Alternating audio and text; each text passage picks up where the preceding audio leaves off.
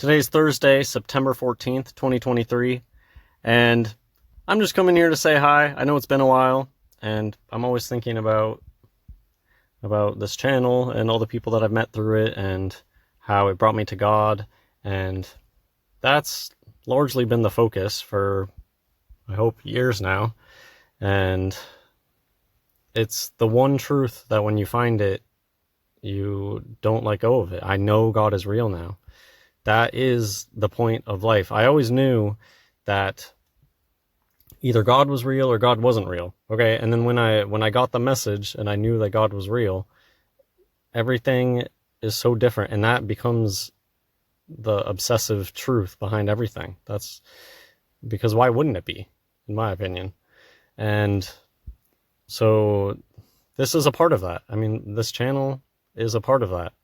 And so I'm always thinking about posting stuff here and trying to be present. So if I'm ever gone, be patient with me. I will never leave until Jesus comes back in the clouds.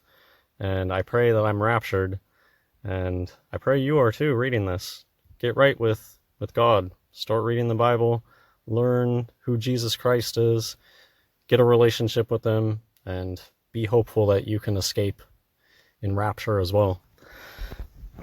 So today's video is going to be very simple. I just wanted to say hi, say that little message. I never will forget about any of you, and I really appreciate. I've made some friends through this, and I still talk.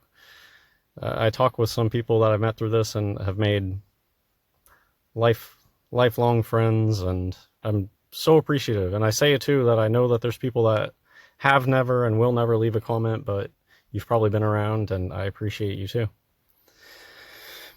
So this is just, I think, such a perfect example of proof for a creator, proof of God. The only arguments that the science crowd has, it's a religion today. Science today has nothing to do with the scientific method. It has everything to do with experts and appealing to authorities and paid for studies where the numbers are fudged to prove academically whatever the people funding the study want. And these are all just out in the open known things that people pay to get the results that they want today. And academia, it's just another show must go on, where we know about all the horrible things, but the way that magic works is people just believe in it anyways. And the institutions keep running along, no matter how many times they get proven to be full of frauds, and it doesn't matter.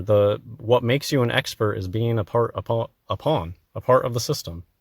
You cannot become an expert without being a part of the system, and that's the way that they work.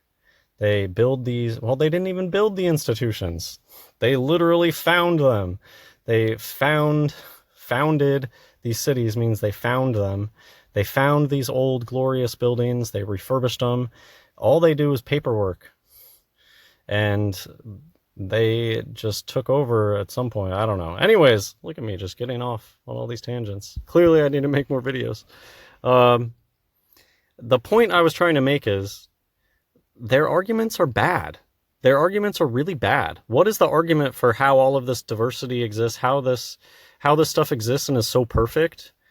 If this is random, how is it possible that this is random? It's just, I don't think it's a good argument. And that's where you need to stop letting other people dictate what you personally find convincing or not.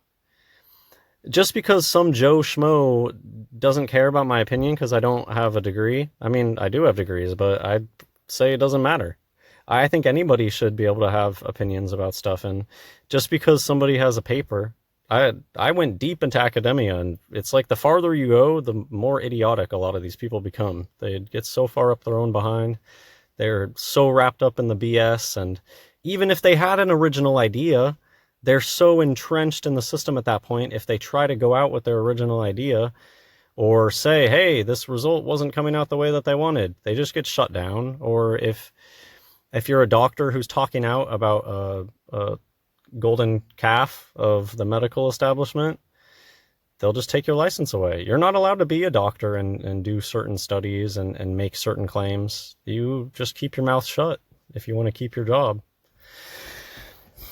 That's the truth of how this place works. Just because you're an expert, all it means is that you're a bootlicker. And their arguments are not good. It's not science. It's not... Nobody can perform an experiment for evolution in the terms that they describe evolution. They do the same thing with outer space stuff. They make bold lies. And they say, oh, those things are billions of miles away. Oh, these things happened millions of years ago. Prove it.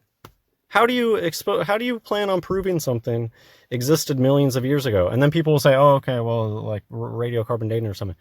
Okay, but you need to somehow prove that the numbers that are being shot out by radiocarbon dating are legit.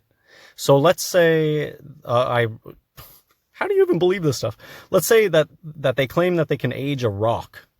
And they say that this rock is 3 million years old. Okay, that's a claim, but how do we test to see if that's real? How do we go back 3 million years and say, oh, yep, you were right. This thing was 3 million years old. It's just a total wild guess that is based off of these wild, and then they send you on this wild goose chase for, well, it has to do with radioactivity, blah, blah, blah, blah, blah. But now you have to just believe everything, and you have to believe that their tests, that there's no contamination, but at the end of the day, it's a bunch of BS. And it's just hoops for people to jump through to make it say, you're not an expert, you're not allowed to have an opinion, because you don't have a radiocarbon dating machine. But at the end, it's just a bunch of BS. Who knows what numbers are even being popped out? In fact, you'll see all sorts of times people will say, I plugged like a banana into it and it shot out 2,000 years or something. I'm not citing a specific example. This just happens all the time with their tests. People will actually get their hands on it. That's the thing. If they gave me a radiocarbon dating machine, I wonder what kind of tests I could run and see what numbers it's thrown out. Nobody gets the chance to. It's not science. It's not reproducible. Anyways, beautiful, beautiful. I love these comments.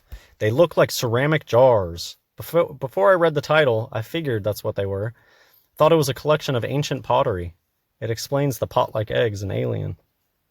Isaiah chapter 45 verse 9. Woe unto him that striveth with his maker. Let the potsherd strive with the potsherds of the earth. Shall the clay say to him that fashioneth it, what makest thou? Or thy work, he hath no hands?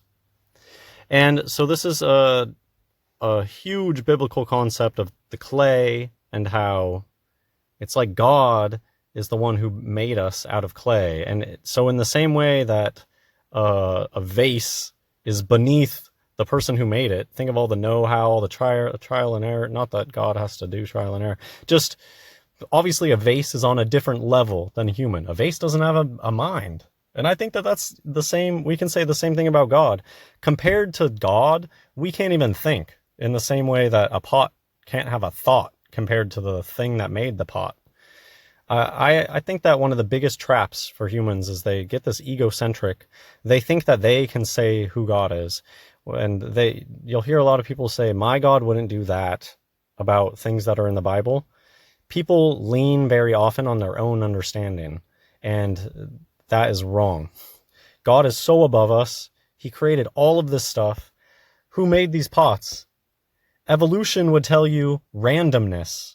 It's the same absurdity of saying that by taking paint and a canvas and randomly chucking oil paint at a canvas, that you'll get out a Rembrandt or any beautiful masterpiece. How could you get anything but garbage from randomly throwing paint at a canvas? Doesn't matter if you do it 1 million times.